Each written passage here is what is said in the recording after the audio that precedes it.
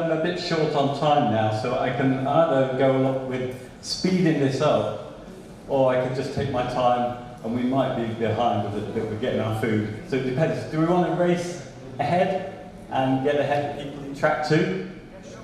Okay. So I'll move on. I've got a few notes here, and I can go on for some time. I'm really delighted to be here because I've never done anything like this. I've never spoken in front. I've never been to a WordCamp as well, so this is really new for me. I'm David Waumsley, and as you can see, I'm from India. This is why I don't do jokes. Well, it's a half-truth, that one. I married someone who was born in India, and my official status is as an overseas citizen of India. And, oops, my mic's going. And I really enjoyed being here. I came about 4 years ago to India, and it was the start of my career as a person who was doing and building websites for clients as a living. And it's been the best job I've ever had in my life. It's given me freedom to move around the world and work with WordPress. But my journey with WordPress goes back about 10 years ago. And I probably, like a lot of people who build sites for clients, I started just with doing my own personal blog. I mean, I looked into HTML and CSS a little bit before that. This is going back to 2005, 2006. But in 2007, I found WordPress, and I created my own personal blog. And it took me a few hours in the morning, and this really was the start of it for me. I could build something in that time and just show everybody how wonderful this looks, just taking a theme off the repository.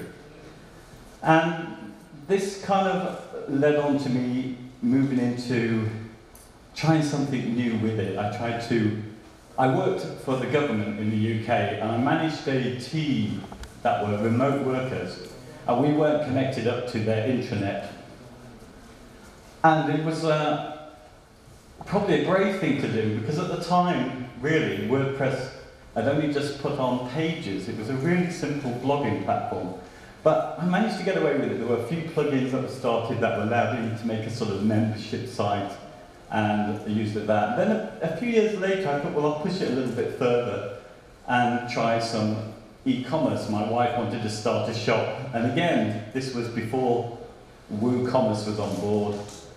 And there wasn't much around at that time. But, you know, we cracked on, we found a theme that did this. I'm not a developer in any way. I started messing around a little bit with PHP to get this going. But it was the right thing to do, because within about a year, I think WooCommerce came on board, and it quickly became the most popular e-commerce solution in the world. And really, this is where I'm going with this talk. It's like, when I started with WordPress, it was just as a hobby. I did a few client sites, but those clients were my friends. They were people that I worked with, they were family. And it was quite a big thing for me to move into using WordPress as something I'd make a living out as a developer. And I had a lot of reservations about that. I don't know what other people's experiences are. Actually, I wouldn't mind a show of hands just to find out the type of people who are in the audience. Could you raise your hands if you're like me, that you're someone who develops websites for clients, talking to clients? Yes, we do the same thing. Oh, quite small. Okay. Can you just keep those up if you use a page builder at the moment? Well, actually, a person who deals with clients and you're just using it for your own personal use, or you're a marketer or a blogger, how many people use page builders there who are just... Okay.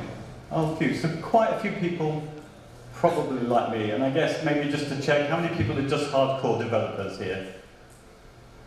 Okay. All right, so quite a lot of people like me. Well, that's really where I'm going on with this. Oh, sorry, you didn't need to have this up all the time. This is the order of my talk. We'll just move up two, can we? That's it. Right, I shall whiz on through these. We'll move to the next one. I'm just going to talk a little bit about...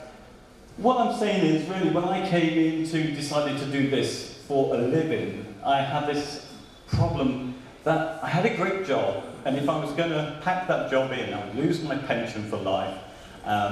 And I would be going into a profession where I thought was always tricky. As I was an amateur non-coder, starting with WordPress and got started easy, along the way, before I actually decided 4 years ago to start doing it as a living, I encountered the problems there were with being someone who develops client websites. Clients typically, in my range of clients, local businesses, the majority of people who need to get online for their businesses, really didn't understand the things that I'd learned over that long journey. They didn't really grasp the idea that they needed to understand traffic and conversions. And on the whole, they were, if you like, their brief was really, they wanted something that looked like the website that they'd seen that a client or a colleague had. And I didn't really want to get stuck into that business with that. But really, I saw there was a future really in page builders. And this is really where I'm going with the talk. I felt that page builders allowed us to speed up development with clients so we could actually concentrate on other things that I thought were much more important, like getting traffic, getting conversions, having a purpose to the site. So that's really where I'm going with this. So, how did WordPress grow to be what it is? Well, this is my take on it. I hear a lot said about WordPress and why you should use it, which is using, there's so many plugins, there's so many great themes out there. And I guess everybody here who's on a WordCamp has some idea of the size of WordPress. I don't know how statistically correct they are, but we say it's about 27% of all sites are powered by WordPress. And the growth, according to Matt Mullenweg, has been roughly 2% a year and steady. And the figure that I like to use when we are talking to clients who are agreeing to have a content management system is that it's almost 60% of all content management systems on the web. And this is huge growth, really, when we compare it to Joomla and Drupal, which are only 3.4 and 2.2%. And when I started, they really were the ones that I guess I should have been looking at. They were the competition. They were the proper content management systems. And as you remember, I was trying to build an intranet. That would have been the sensible thing. But the thing is, I didn't, because I started with WordPress because it allowed me to start within only a matter of moments, a few hours, and I was up. Also, I think when it comes to the growth of WordPress, I think it's because it attracts, or did do, non-coders like me. It got us going, and I think this is where we have a development as such. I have a friend of mine who I do a podcast with called Nathan Wrigley, and he's only recently converted from Drupal to WordPress. And even today, he says that a lot of sort of sites that we would want to do, say a directory site or a estate agent site or something like that, would be a really trivial thing to do with a Drupal, but it relies on us as non-developers in the real sense, getting powerful plugins and doing lots of that. So I don't think the growth of WordPress and its future relies on what it can do, its feature set. It's about who it's got in, and I think it's grown because of that, because of its ease. And because of that, non-coders using WordPress are then able to build around it, build premium plugins. That doesn't exist, I don't think. It does in Joomla, it doesn't in Drupal. You don't get that infrastructure of premium themes and plugins. Anyway, I'll move on to the next one. Here with this one. So something that was quite interesting recently, and I think is my argument for why page builders are the future, because I'm reading between the lines and I see it's almost what Matt Mullenweg is saying in a way. It is state of the word speech at the end of last year, I think December. He was talking about how they needed to set up the WordPress Growth Council and how that was needed, influencers, to really, if you like, market for the first time. So I think he said that 2016 would be the year when WordPress kind of understood and started marketing itself. And I think what he was thinking of is those page builders that are out there, like Wix, Weebly, Squarespace, which at the moment, combined, only have a sort of 1% share of the market. They are spending a heap of money. I think this figure's right with Wix. In 1 year, they spent $250 million US on advertising alone. And I know as well, I do a few how-to videos on a particular page builder on YouTube. And people are always saying to me when they go and watch those that the first thing that comes up is an advert for Wix. So they're everywhere. Okay, I'll just whiz on to the next one. So a few of the page builders are around. Okay, so a lot of people are using page builders now. This is just 20 that I found very quickly. I know a lot of these, but they certainly go on, and there was at least another 5, and I'm sure if I looked around there was more. So I think we're in the early days of page builders. I mean, I started and I was aware of Visual Composer, which I think still stands as the largest in terms of sales and use. They say, I think they've got 1.5 million actual active sites out there with it.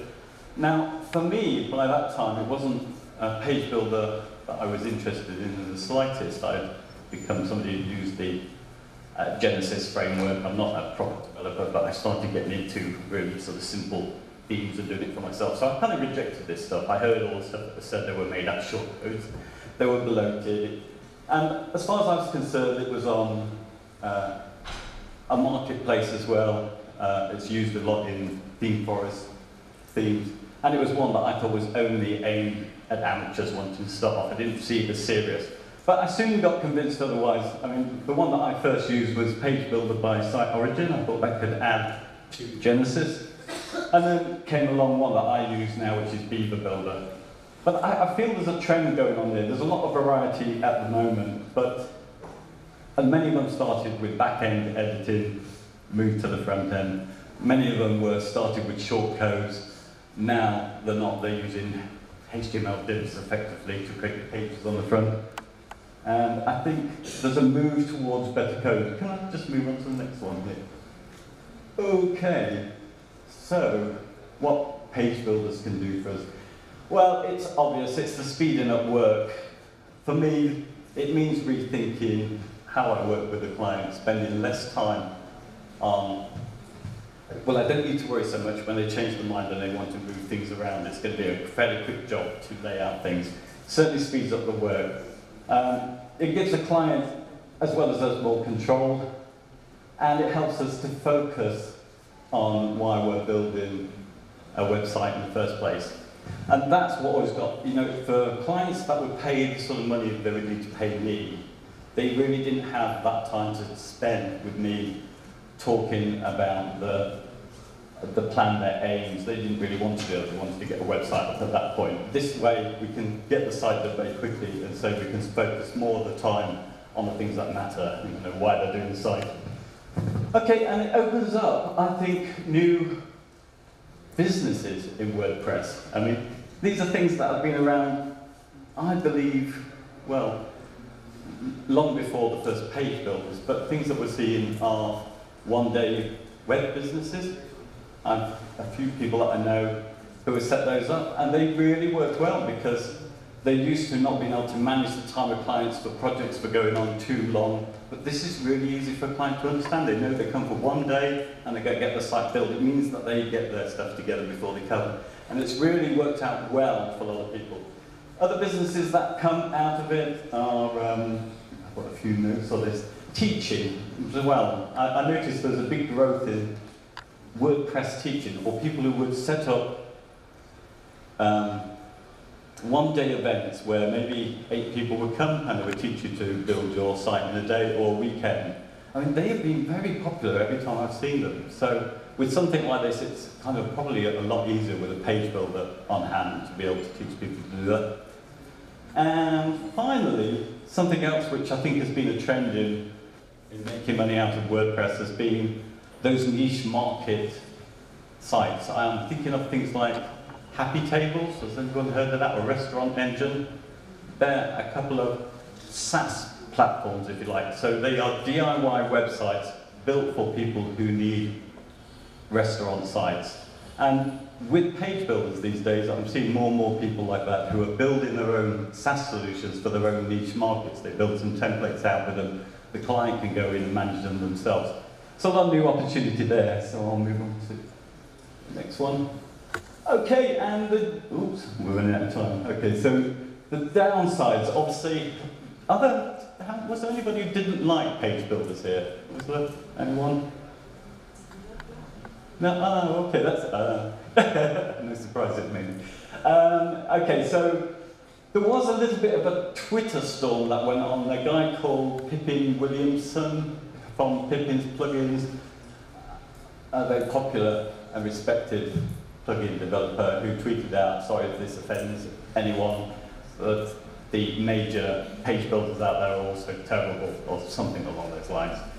And he did follow that one up, and I think his issue was, because as we've seen, there are an awful lot of them, his issue was the conflicts that were found with his plugins, perhaps the ones that use shortcodes, that kind of stuff. But he did go and review a whole bunch of them and change his opinion of it. But I think that's the thing about page builders. If they're going to get adopted and people like us get behind them, they need to be well coded. They need not to be just focused, I think, on people who want to build their own website. They need to be there and developer friendly. And I think that's the way things are going with page builders.